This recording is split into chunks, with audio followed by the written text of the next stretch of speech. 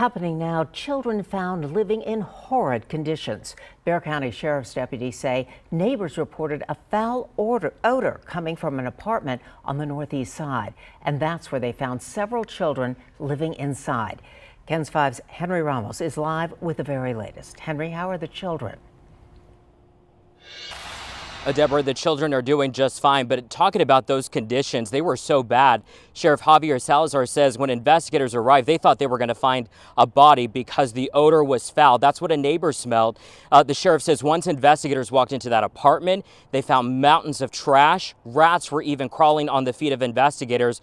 But I want to take you to some brand new photos that we just received from the sheriff's office here within the last 20 minutes. This really does tell the story, the way that these conditions looked. I mean, you can just see just trash from the hallway, from the bathroom, from the kitchen, just all over. A family of 6 living inside this apartment here.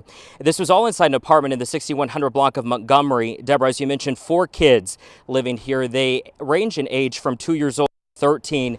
Mom and dad were arrested on scene. It was a neighbor who called this in, as I mentioned, smelling something bad.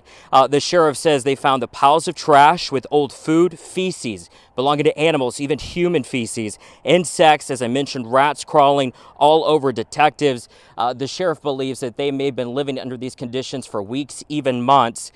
So the sheriff says the good news, though, in terms of what we're seeing here, that the kids appear to be somewhat healthy, is what the sheriff says. CPS now involved, so now they're trying to determine if the kids are going to live with a relative.